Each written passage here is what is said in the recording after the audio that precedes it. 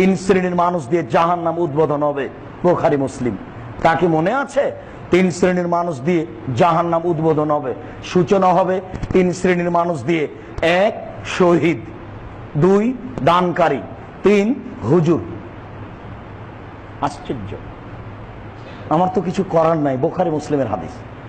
এক্ষুনি মসজিদ থেকে বের হয়েই মেসকাত, বাংলা মেসকাত, ইলম অধ্যায়, বিদ্যা অধ্যায়, প্রথম পরিচ্ছেদ, ৩-৪টা হাদিসের পরে এই হাদিসটা আছে আবু হুরায়রা থেকে।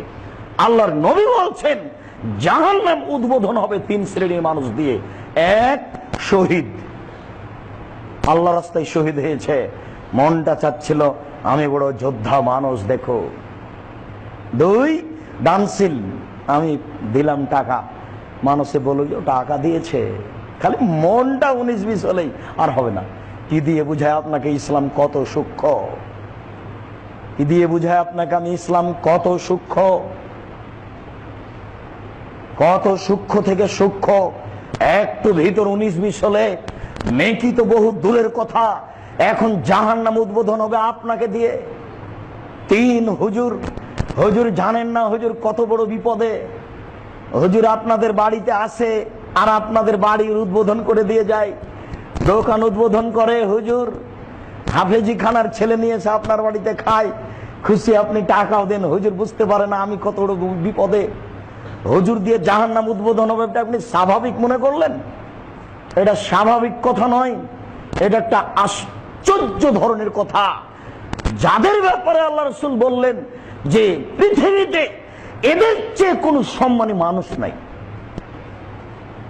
যাদের জন্য ক্ষমা চায় আকাশ, যাদের জন্য ক্ষমা চায় জমিন, যাদের জন্য ক্ষমা চান ফেরেশতা, যাদের জন্য পৃথিবীতে যা কিছু আছে জড়বস্তু পদার্থ আর প্রাণীপূর্ণ পৃথিবীর সব কিছু ক্ষমা চাই, যাদের জন্য তারা হলো আলেম। সবকিছুই ক্ষমা চায়। আল্লাহ তুমি মওলা মানুষকে ক্ষমা করো, আলেমকে ক্ষমা করো। আল্লাহর নবী এই কথা বলেছেন, ওই মুখেই আল্লাহর নবী বলছেন যে জাহান্নাম উদ্বোধন করা হবে হুজুর দিয়ে, আলেম দিয়ে। স্বাভাবিক নয়। আলেম বুঝতে পারেনি বিষয়টি কত জটিল। আবু হুরায়রা রাদিয়াল্লাহু তাআলা আনহু বলেন, রাসূল সাল্লাল্লাহু আলাইহি সাল্লাম বলেছেন, লা তুসাহিব ইল্লা মুমিনান, মুমিন ছাড়া কাউকে বন্ধু হিসাবে গ্রহণ করো না। ওয়ালা ইয়াকুলু তুআমাকুম ইল্লা তাকিউন, পরহেজগার মানুষ ছাড়া যেন তোমার বাড়িতে কেউ দাওয়াত না খায়। ফকির যারা এসেছে, ও চোর, গুন্ডা, লুচ্চা যেই হোক না কেন, জমিদার হোক না কেন, হাতিতে চড়ে যদি আসে ভিক্ষুক, তাকে 2 টাকা দিয়ে দিবেন, চলে যাবে। এইটা ভিন্ন জিনিস। আর আপনি যাকে শখ করে দাওয়াত খাওয়াচ্ছেন, পরহেজগার ব্যক্তি ছাড়া যেন আপনার বাড়ির খাদ্য কেউ না খায়। কথাটা ভুল বুঝবেন না। ভিক্ষুক এসেছে, সে চোর, গুন্ডা যাই হোক, চাইতে এসেছে দেন, খেতে চাচ্ছে দিয়ে দেন। স্বেচ্ছায় যাকে ভাত খাওয়াবেন আপনার বাড়ির, সে পরহেজগার ছাড়া যেন আপনার বাড়ির কেউ স্বেচ্ছায় ভাত না খায়। এটা শরীয়ত। পরহেজগার ছাড়া আপনার বাড়িতে যেন স্বেচ্ছায় কোনো মানুষ ভাত না খায়।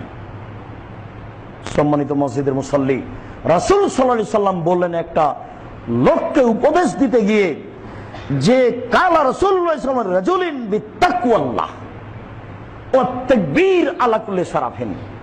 এই শোনো, তুমি পরহেজগার হও, আল্লাহকে ভয় করো। যখন উঁচু জায়গাতে উঠবা তখন আল্লাহু আকবার বলিও। লিফটে উপরে যাওয়ার সময়তে, সিঁড়িতে উপরে যাওয়ার সময়তে আল্লাহু আকবার বলতে হবে।